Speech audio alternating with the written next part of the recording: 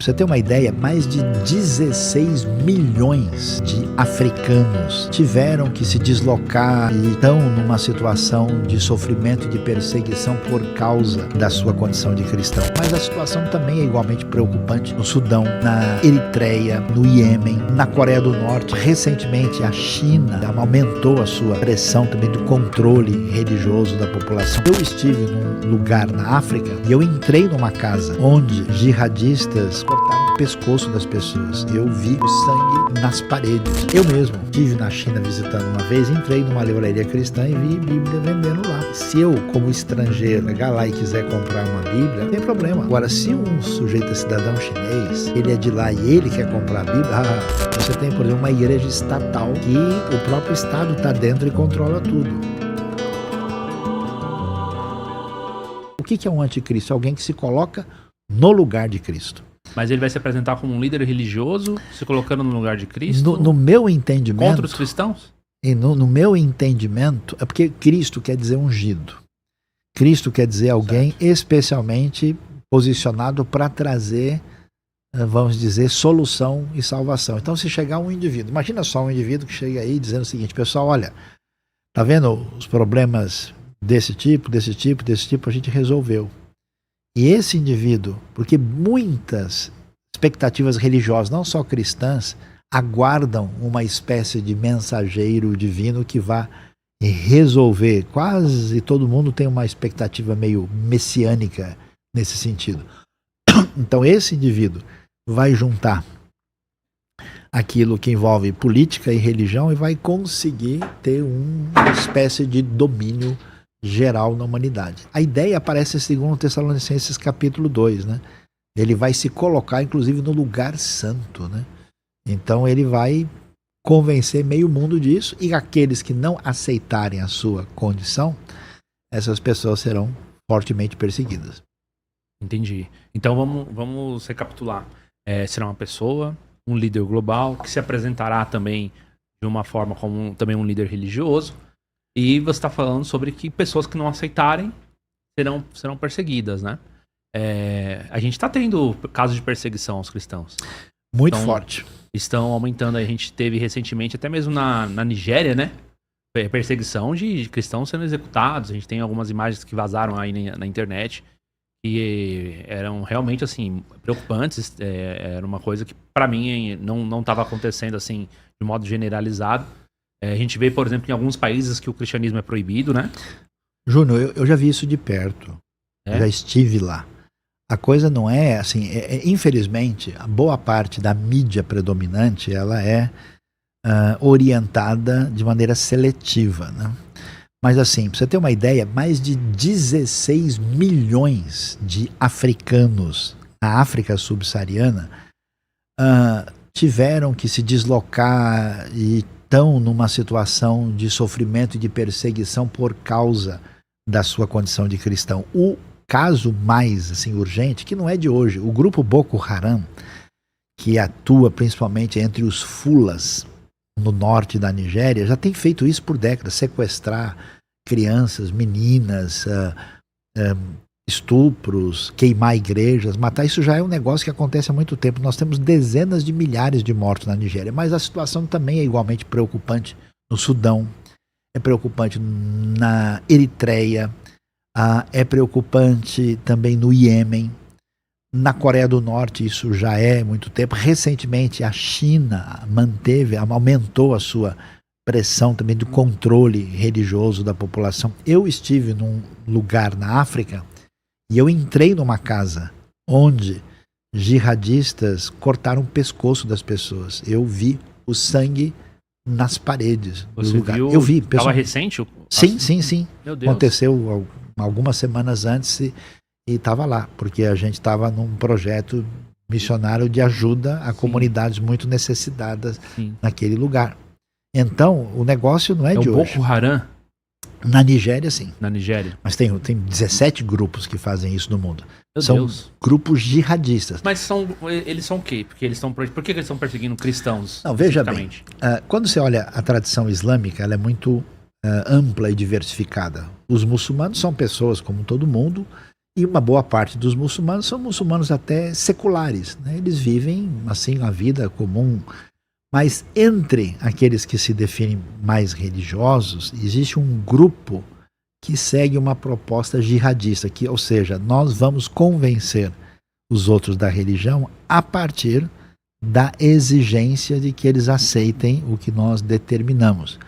E ao fazer isso, está incluindo o uso da força e da violência. Isso é visto como um ato favorável para a expansão da fé. Então, grupos como Al-Qaeda, grupos como Daesh, que é o Estado Islâmico, ou Boko Haram, Al-Shabaab, tem vários, têm atuado. E nesses grupos, o que aconteceu? A fé cristã cresceu demais nas últimas décadas na África e na Ásia, inclusive no Oriente Médio. Então isso trouxe uma reação muito forte, mas esses grupos, eles são assim, eles não atacam e matam só cristãos. Cristãos, é claro que judeus e até muçulmanos que não se encaixam nas suas exigências. E também hindus, budistas e outros grupos. Fora isso, você tem a perseguição forte dos regimes ateístas que são oficialmente antirreligiosos. O caso mais grave é da Coreia do Norte. Na Coreia do Norte você tem uma repressão total à religião. E outra situação que era moderada e está começando a ficar mais difícil é o caso da China. Mas também, você vai em Cuba, você não tem liberdade de abrir uma igreja e começar e fazer. Esses países de perfil, né, comunista, ateísta, você realmente Mas na Coreia do Norte tem execução? Sim.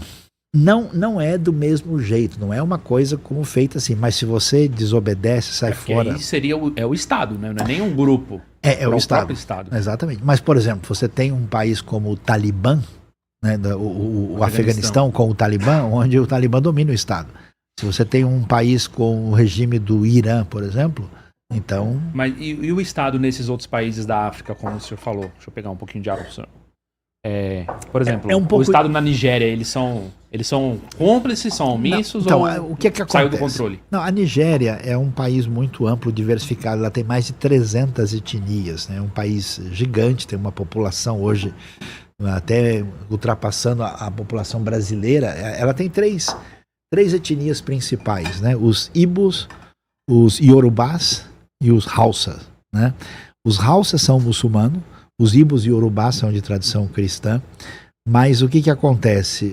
O país não consegue ter uma situação centralizada para definir tudo. Então não é uma perseguição que surge do Estado. Só que esses grupos, num país que tem dificuldades de controlar todos os aspectos, como é o caso da Nigéria, esses grupos atuam lá no norte do país e eles, então, existe uma linha na África subsaariana que você tem uma maioria cristã e uma maioria islâmica próxima. Exatamente aí que existe uma ação desses grupos para entrar nos vilarejos cristãos e obrigar uma mudança de cenário pelo uso da força. E o que é lamentável, né, é que a gente vê que supostamente a comunidade internacional está preocupada com direitos humanos e a gente vê que a reação, a atitude, a tomada de qualquer direção favorável é nula, é zero. Não tem quase nada acontecendo. A ONU não faz nada, ninguém. Né? Exatamente. Entendi. Realmente, se a gente for esperar alguma coisa da ONU, se o negócio está acontecendo há décadas, até agora não... E não só lá, né? Em vários lugares.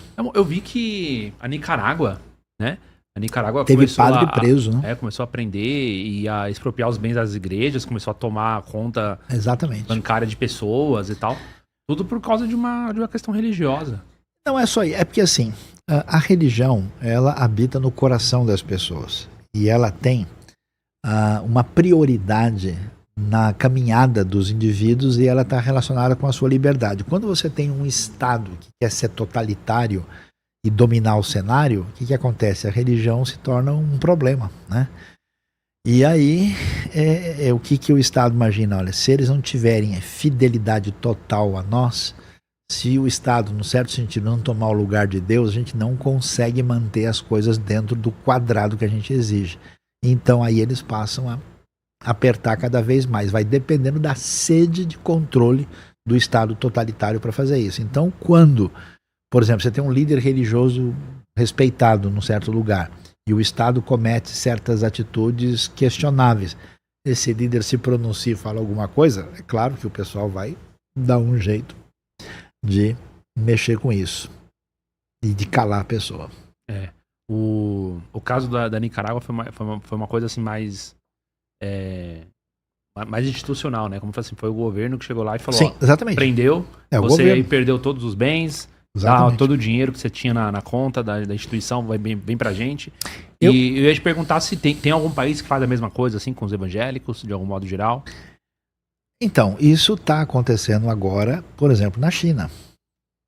Você tem... A China tá grave, então, a situação. Tá.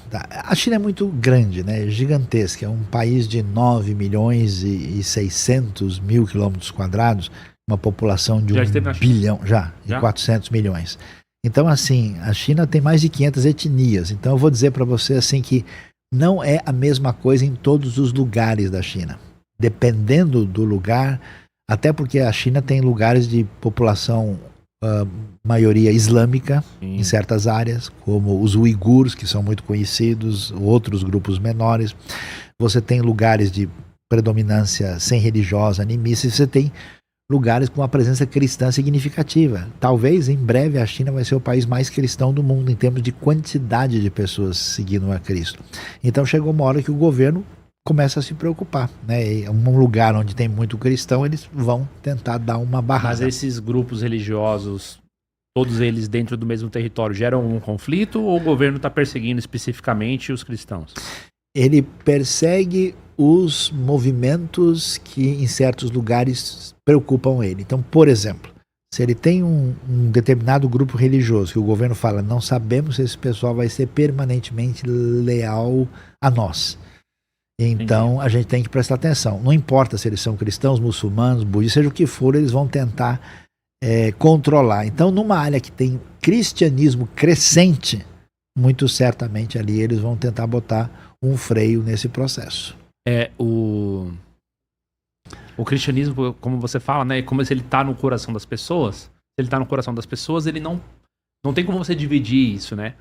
Ou tá a lealdade ao partido, ou tá... A lealdade primeira. Onde está a sua lealdade primeira? Essa aqui é a questão. Né? Porque uma hora, quando existe algum conflito, alguma divergência, para que lado você vai? Exatamente. Né? O que você pode fazer? E se a China tá nesse nível, eles estão fazendo um trabalho muito grande para esconder. Porque sempre vai algum influenciador para a China, e aí fala, porque você acha que aqui na China você não pode ler a Bíblia? Aí ele saca a Bíblia na rua. Você acha que na China não tem igreja? Aí a pessoa passa na frente de uma igreja. Porque você acha que na China a gente não pode... Enfim, aí acessa lá o aplicativo, a gente não pode ler a Bíblia, não pode fazer tal coisa, e começa a pesquisar nos aplicativos chineses lá, mostrar que tem tudo lá, né? Então existe também uma propaganda, né? Então, aí que para encobrir essa perseguição. Então aí que está. A pessoa chega num certo lugar. Eu mesmo estive na China visitando uma vez, entrei numa livraria cristã e vi Bíblia vendendo lá. Ok, se eu, como estrangeiro, chegar lá e quiser comprar uma Bíblia, não tem problema. Agora, se um sujeito é cidadão chinês, ele é de lá e ele quer comprar a Bíblia, ele vai, no máximo, conseguir comprar uma, tem que deixar documento, tem que fazer uma série de coisas.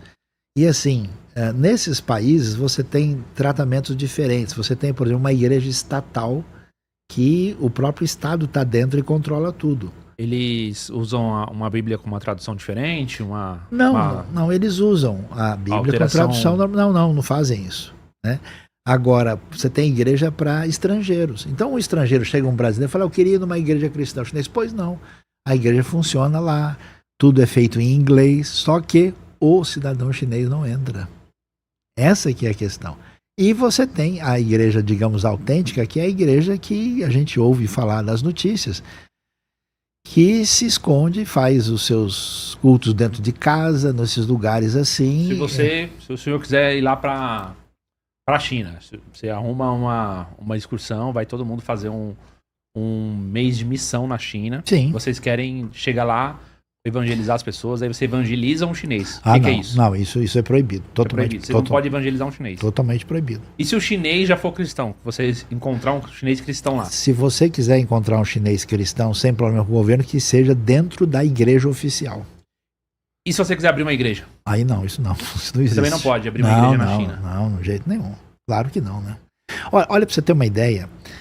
Os países... Então, tá vendo, gente? Ó, vocês prestam atenção aí, ó, na propaganda que vocês estão vendo por aí. Tem muita influência que fica passeando por aí, faz videozinho, entendeu? De repente você nem sabe. Não, e o indivíduo vai para Hong Kong, vai para Macau, que são lugares assim que foram anexados recentemente. A China é um tratamento muito diferente, né, do que acontece em outros ambientes. Uhum. Você tem uma ideia, eu visitei muitos países do leste europeu. Eu visitei um país ex-comunista. E falei numa igreja. Quando eu vi a igreja, eu perguntei para o pessoal, mas como é que é a história de vocês aqui? Aí eles disseram o seguinte, né, na verdade isso foi na Ucrânia. Eles disseram o seguinte: essa igreja aqui, ela era uma igreja protestante no passado. Quando houve o Estado totalitário que dominou a gente, todo mundo aqui, entrou o governo, né, soviético aí desde a época de Stalin, o que eles fizeram? Eles tomaram a igreja e ela virou um depósito do governo. Quando a Ucrânia conseguiu sua independência, saiu do regime totalitário, o que o governo ucraniano fez? Vamos devolver o prédio para uma organização cristã evangélica. No passado, aquela igreja fora luterana, hoje não tem mais luterano ali. Então eles devolveram para as igrejas batistas. Eu visitei, eu vi até as coisas históricas e eu falei dentro dessa igreja. E aí eu conversei com eles: escuta, como é que foi a nossa vida aqui no passado? Foi terrível. Quando houve a repressão religiosa, aconteceu assim, assim, assim, assim. Então, assim, muitas pessoas não sabem como a coisa funciona na realidade, porque nunca esteve lá de perto e nunca conversou com as pessoas que passaram por isso, né? E ainda existe estados ainda ligados a essa tradição do antigo Estado soviético, onde a liberdade religiosa é bastante limitada. Você esteve na Rússia? Estive na Rússia, e aí eu não quero entrar em detalhes maiores, né, por causa de pessoas, né, que podem se complicar nesse processo. Tem gente lá ainda? Sim, eu conheço gente que em vários daqueles países, né. Então eu não vou, por exemplo, a Ucrânia é um lugar tranquilo, mas Rússia, Bielorrússia e outros lugares lá a coisa não é. Então eu não posso detalhar todas as coisas que eu já vi de perto em diversos países. Eu conheço 65 países no mundo. Sempre como missionário? Eu sempre teve... Não, veja, eu sou uma pessoa acadêmica, técnica, eu sou tradutor da Bíblia, eu sou especialista em hebraico, em cultura. Então eu estive no Japão não faz tanto tempo. Eu dei uma palestra sobre história e arqueologia na Bíblia para o público japonês, né?